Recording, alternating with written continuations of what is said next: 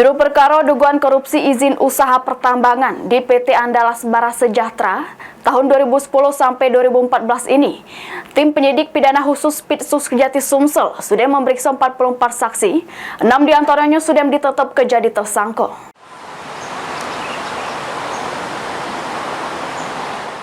Juru perkara tindak pidana dugaan korupsi izin pertambangan di PT Andalas Bara Sejahtera tahun 2010 sampai 2014 di wilayah Sumatera Selatan. Tim penyidik Kejaksaan Tinggi Sumsel sudah melakukan pemeriksaan puluhan saksi yang bersangkutan dengan perizinan pertambangan di PT Andalas Bara Sejahtera, yang mana 6 diantaranya sudah ditetapkan jadi tersangka. Asisten pidana khusus Aspitsus Kejati Sumsel Umar Yadi ngungkapke, 6 wong yang baru ditetapkan tersangka itu berupa kebagian dari 36 saksi yang sebelumnya sudah dipanggil oleh penyidik. Jadi seluruhnya sudah 44 saksi yang diperiksa oleh penyidik. Ditambah Umar Yadi, selanjutnya untuk tersangka anyar, pihaknya masih mendalami terkait tindak pidana pencucian duit.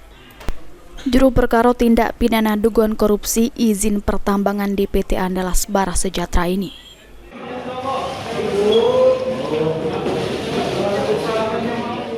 Telah memanggil 6 orang saksi, tadi sudah disebutkan inisialnya adalah Asintel, ya kan?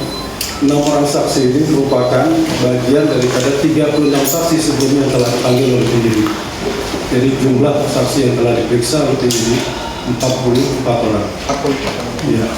Barang bukti untuk sementara ini kita sudah melakukan penyitaan terhadap dokumen-dokumen terkait mengenai proses izin usaha pertambangan yang dilakukan oleh PT AGS.